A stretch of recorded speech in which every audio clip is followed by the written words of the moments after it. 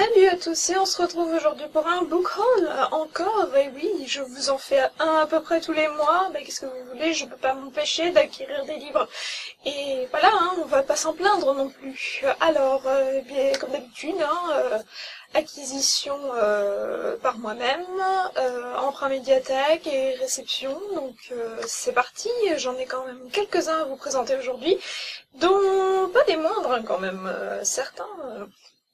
c'est de la bombe. Alors, on va commencer par les acquisitions. Donc, forcément, vous me connaissez aussi, j'arrête pas de vous en parler. Je passe dans le quartier de Saint-Michel à Paris et c'est terrible, c'est mal, c'est affreux pour le porte-monnaie, surtout quand on est une amoureuse des livres. Vous devez être aussi au courant.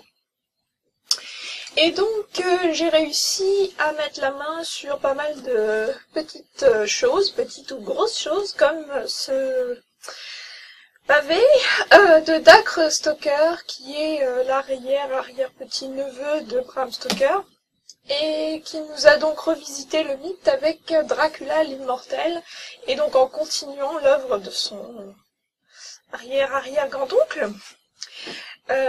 Voilà, en poursuivant l'histoire de Dracula, là où s'était arrêté son aïeul.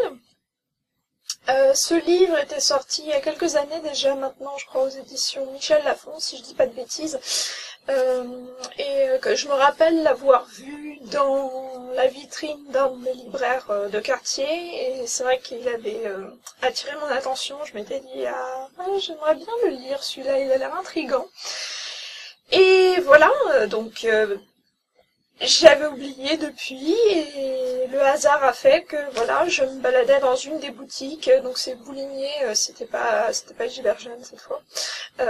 Donc je regardais pour la première fois, d'ailleurs, je rentrais dans cette boutique-là, et puis voilà, donc je suis tombée sur ce bouquin et je me suis dit c'est le hasard qui fait bien les choses, parce qu'en plus de ça il est vraiment qualité neuf, il n'est pas du tout abîmé.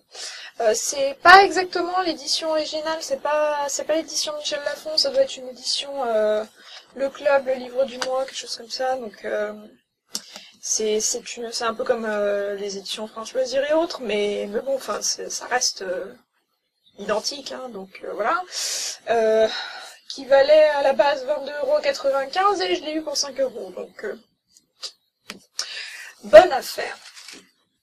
Et chez Boulinier aussi, je suis tombée, alors là franchement je me suis dit, il fallait que ce soit pour moi ce jour-là, c'est comme si le destin m'appelait, puisque je sais pas si je vous en ai parlé auparavant, j'avais déjà acquis les 3 premiers volumes de l'édition, l'intégrale True Blood, la communauté du Sud, qui avait été réédité donc en intégrale par les éditions Pygmalion collection Darklight, et qui a été stoppé comme ça. Donc chaque volume comprenait le tome 1 et 2, 3 et 4, et 5 et 6, et voilà.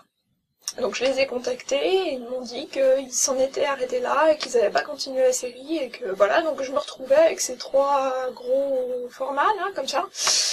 Et voilà, c'est un peu chiant, on va dire, quand vous voulez avoir la collection complète, sachant que maintenant ils en sont au tome 12 déjà, donc j'avais dans la tête déjà depuis un petit moment de me reprendre la collection en entier. Alors ceux-là, je sais pas ce que je vais en faire, je vais peut-être essayer de faire un échange, quelque chose comme ça, ou de les revendre, je sais pas. Mais je voulais les retrouver dans la version de base, aux éditions J'ai lu, donc vous connaissez, les couvertures rouge et blanche, et quand je suis arrivée chez Boulinier, il y avait une pile, 2 piles même, qui comprenaient le tome 1 jusqu'au tome 11, et qui était vendu le tout pour 22 €. Oui, vous m'entendez bien, 22 € pour l'intégrale, donc sauf tome 12 qui vient juste de sortir, mais bon, voilà, Donc soit 2 € le livre, qui sont quand même en assez bon état. Bon, je dirais pas qu'ils sont neufs, ils sont quand même un petit peu cornés par-ci par-là, mais franchement... Voilà, j'aurais pas pu trouver mieux, même à Gibert, je crois que d'occasion, vous les avez pas moins de 5 €, quelque chose comme ça, donc faites le total et vous pouvais pas trouver une meilleure affaire. Franchement, quand j'ai vu ça, j'ai été avec Pauline de Brève Littéraire et on s'est regardé et je me suis dit waouh. Et voilà, mon cerveau, il a fait qu'un tour et je me suis dit ok, c'est bon, je le prends. Il n'y a même pas d'hésitation à ça, j'ai vite fait regarder les couvertures, je me suis dit allez, c'est bon, voilà.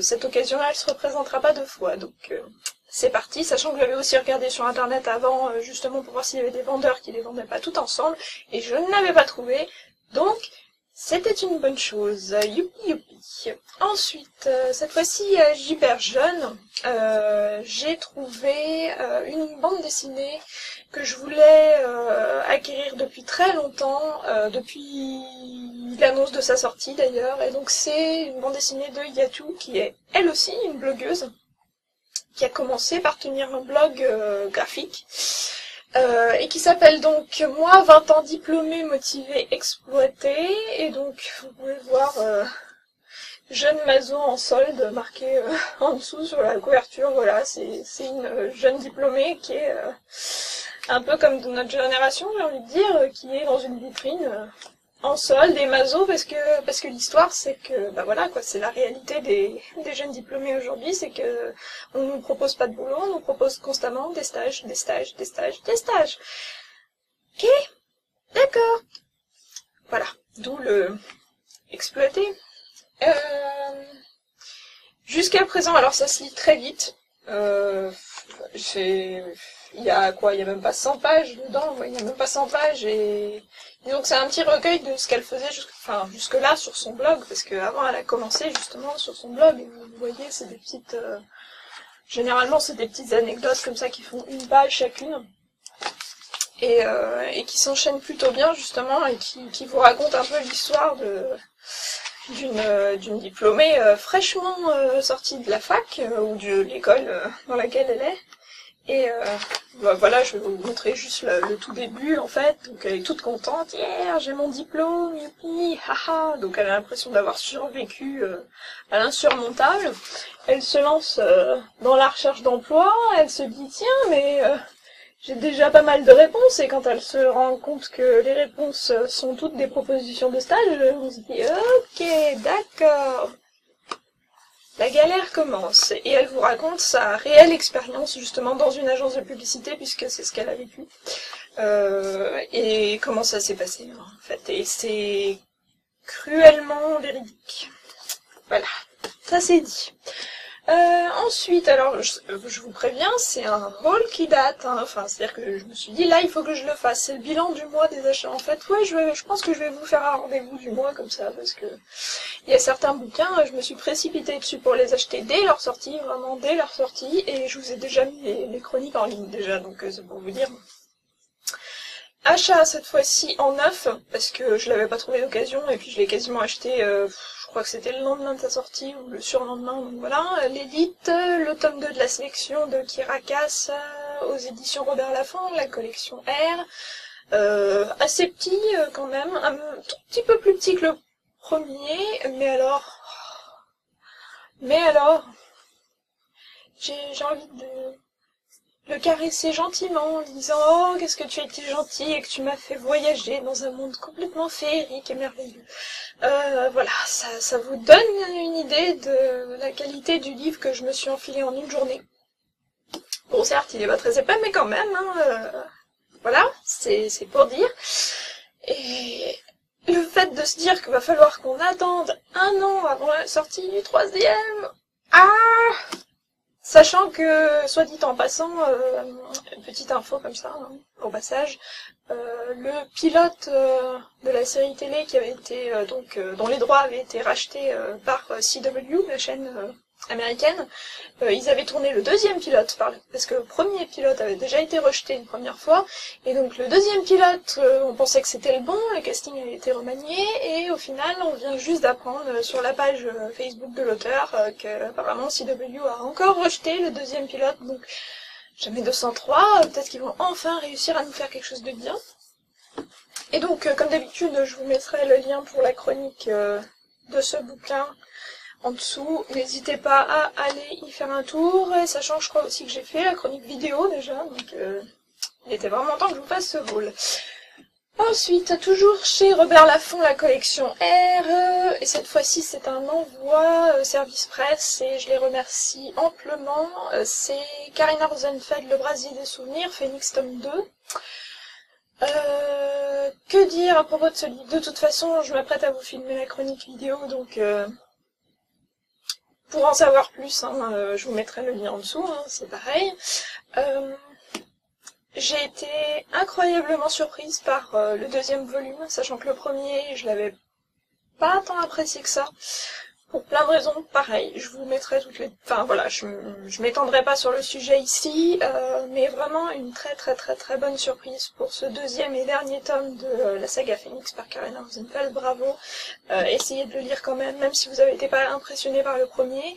Je sais que beaucoup de gens l'ont aimé, donc peut-être qu'après c'est moi, je sais pas. Mais vraiment le deuxième est génial. Ensuite, cette fois-ci, ce sont des réceptions, c'est des cadeaux en fait que j'ai gagnés à des concours, et donc toujours collection R de chez Robert Laffont, Addict de Jeanne Ryan. Alors pareil, ça date, je l'ai reçu fin avril, et donc c'était le fameux concours où il fallait qu'on se prenne en photo en réadaptant.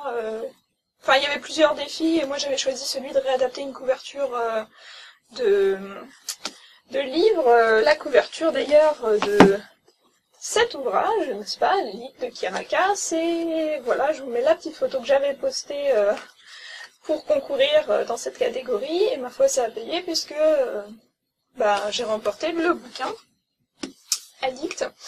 Je l'ai pas encore lu, et donc je vous ferai savoir, enfin voilà, je vous donnerai ma chronique quand ce sera fait, mais bon, pour l'instant j'ai d'autres ouvrages plus urgents à finir, et donc voilà. Et sachant, petite anecdote aussi, la photo avait été prise bien avant, et hasard encore, comme quoi, quand on dit que le hasard fait bien les choses, un tout petit peu avant que le concours soit sorti, j'avais l'intention de vous la poster sur la page Facebook déjà du blog, donc facebook.com/unjour-un-livre, comme ça, histoire de vous faire un clin d'œil, parce que j'étais retombée dessus sur mon ordinateur comme ça, vraiment par hasard, et pouf, le concours est sorti.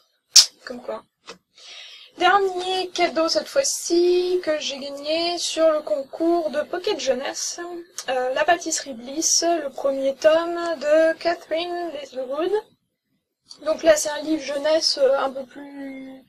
Ouais, c'est pas young adulte, c'est vraiment jeunesse, donc c'est 8-13 ans, quelque chose comme ça.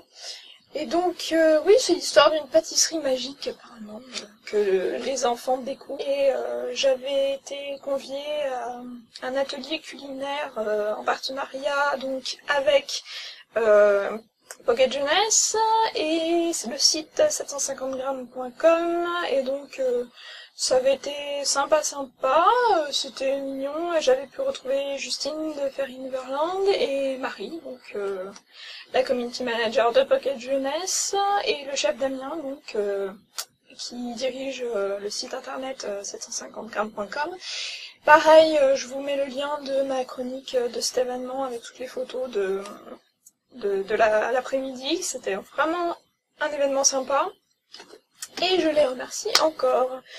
Cette fois-ci, Emprunt Médiathèque, toujours Pocket Jeunesse, donc La Cité des Ténèbres, volume 1, La Coupe Mortelle de Cassandra Clare, oui, parce que je n'ai toujours pas lu ce livre, et je vous avoue que je savais pas que ça allait être un événement avant que j'aille au salon du livre et que je vois les grandes affiches comme ça. Je sais pas, je devais vivre dans une bulle à ce moment-là, j'avais autre chose dans ma tête.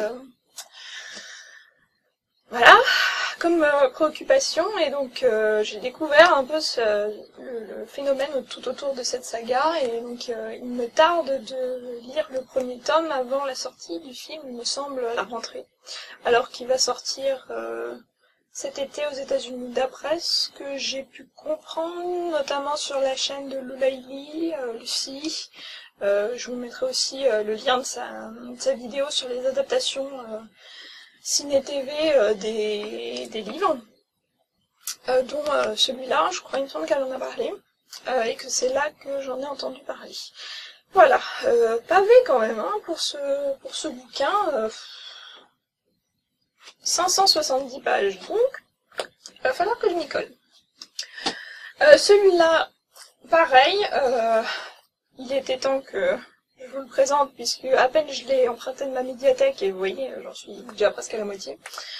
Mark Brooks, World War Z, aux éditions Calman Levy, il est ressorti aux éditions Le Livre de Poche, et c'est surtout sous ce format-là que vous le voyez le plus souvent dans vos librairies. Je pense que vous n'avez pas pu passer à côté ces derniers temps. Pourquoi? Parce que ils vont en faire un film avec Brad Pitt qui va sortir en juin ou en juillet. Je sais plus. De toute façon, je vous mettrai l'info. Donc, jusqu'à présent, je peux vous dire que vous voyez tous les petits marque-pages que j'ai mis. The Bomb. C'est de la bombe atomique ce bouquin. Vraiment, vraiment, vraiment.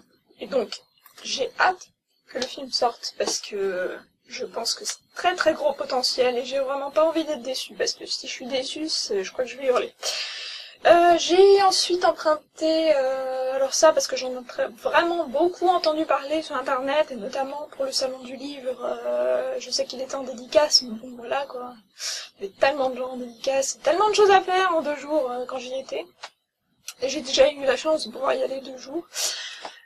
Carlos Ruiz Zafón, L'ombre du vent, je sais que Justine avait dit que c'était une écriture magnifique et qu'elle s'était demandé pourquoi est-ce qu'elle n'avait pas découvert cet auteur plus tôt, et donc je me suis dit si j'ai le temps, parce que c'est pareil, le pavé, si j'ai le temps, j'essaierai de lui donner sa chance et de le lire, sinon je le réemprunterai une autre fois, c'est pas une urgence absolue pour l'instant parce que j'en ai d'autres, voilà, hein, la petite pile que je viens de vous présenter. Mais le résumé avait l'air vraiment super sympa, ça parle de livres oubliés en fait, et d'un petit garçon qui se fait présenter cette bibliothèque des livres oubliés apparemment, et qui en propose d'adopter un livre ou quelque chose comme ça. Enfin bref, ça a l'air un peu magique, un peu mystérieux et sympa. Et enfin, un autre livre dont j'avais entendu parler en bien, John Grisham, Les Partenaires, aux éditions Robert Laffont. Pareil, ça fait un petit moment qu'il est sorti. Et vite fait, ça raconte l'histoire d'un cabinet d'avocats qui essaye de poursuivre en justice une compagnie pharmaceutique véreuse. Donc c'est étrangement d'actualité aussi, mais le tout raconté d'une façon assez cocasse apparemment, parce que les avocats sont pas très droits dans leurs bottes, on va le dire, donc finalement on se demande quel est le plus pourri des deux. Voilà, donc j'espère que j'aurai le temps de le lire, c'est pareil, celui-là aussi. Et voilà, je pense que j'achève cette fois-ci mon nouveau book haul pour le mois de fin avril, mai, hein. Je crois qu'on va s'arrêter là pour le mois de mai, d'ici la fin mai. Je vous dis ça, mais à chaque fois je craque. Bah en tout cas pour la médiathèque, hein, c'est pas un drame, je les paye pas. Voilà, et je vous dis à très bientôt, faites de bonnes lectures, de belles découvertes, et n'oubliez pas de vous abonner si c'est pas déjà fait. Restez branchés pour les autres chroniques qui vont pas tarder à arriver, et à très bientôt, salut!